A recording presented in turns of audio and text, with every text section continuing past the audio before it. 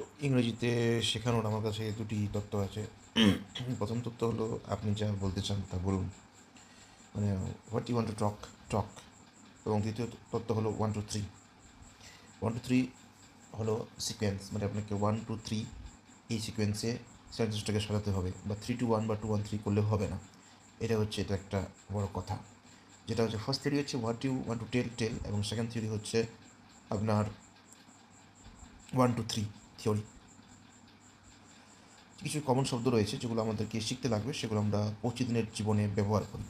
সেসব শব্দগুলো ইংরেজি শব্দ আমাদের জানতে হবে। প্রথমে যেটা আপনাকে করতে হবে সেটা হচ্ছে আপনি প্রতিদিন যতগুলো কথা বলেন সে কথাগুলি আপনি কোনো একটি ডায়েরিতে লিখে রাখুন। আপনি আপনার মাতৃভাষার যে কথাগুলো বলেন সে কথাগুলো আপনি লিখে রাখার পরে তার যে ইংরেজি অর্থগুলো, ইংরেজি ওয়ার্ড, সেগুলো আপনি বার করুন। সেগুলো ব্যবহার করার পরে আপনাকে যেটা করতে হবে, তারপর আপনাকে আপনার থিওরি নাম্বার 1 এখানে অ্যাপ্লাই করতে হবে। তারপর থিওরি নাম্বার 1 অ্যাপ্লাই করার পরে সেটা আপনাকে থিওরি নাম্বার 2-তে আপনাকে যেতে লাগবে।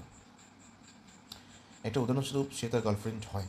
আমরা বলি সে তার গার্লফ্রেন্ড, হয়টা একটা উজ্জ্ব থাকে, ওটা বলি না যে সে তার গার্লফ্রেন্ড হয়, সে তার গার্লফ্রেন্ড বলি।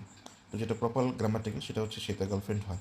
তো আমরা সেটাকে বাংলা বললেন সে মানে সি, তার মানে হিস, গার্লফ্রেন্ড হয় মানে ইস।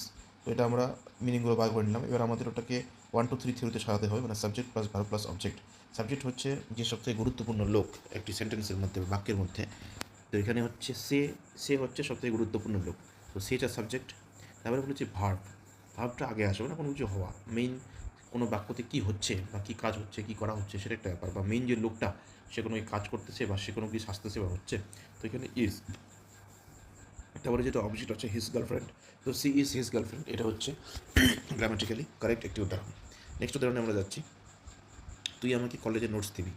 তো ফার্স্ট থিওরিতে আমরা what you want to tell, what you want you tell, এটা থিওরিতে আমরা তুই আমাকে কলেজে নোটস দিবি, এই ওয়ার্ডটিকে আমরা ইংরেজিতে ট্রান্সলেশন করব। তুই, ইউ, আমাকে, মি, কলেজ, নোটস দিবি, গিভ। ঠিক আছে, এখানে আমাদের সবথেকে গুরুত্বপূর্ণ যে মেন কাজ করতেছে কোনো একটা সেন্টেন্স যাকে নিয়ে বলা হচ্ছে সেটা হচ্ছে ইউ। তো আমরা এবার 1 2 3 থিওরিতে চলে যাই। সাবজেক্ট মেইন যে লোকটা আছে সেটা হচ্ছে ইউ, তুমি।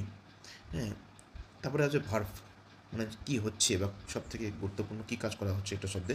ইউ, গিভ মি, গিফটটা হচ্ছে দেওয়া। তো সব গিফটটা হচ্ছে দেওয়াটা সব থেকে ইম্পর্টেন্ট কাজ হচ্ছে। মি মানে আমাকে, কলেজে নোটস, তুই আমাকে কলেজ নোটস দিবি, you give me college notes. এরকম আরও শব্দ রয়েছে যেগুলো আমাদেরকে শিখতে লাগবে। সো তোমার যদি পছন্দ হয়ে থাকে ভিডিওটা, আমার চ্যানেলকে সাবস্ক্রাইব করো এবং ইংলিশ শিখতে থাকো। স্টেপ বাই স্টেপ আমি এখানে ইংলিশ শিখিয়ে দেবো। Thank you very much and subscribe to my channel.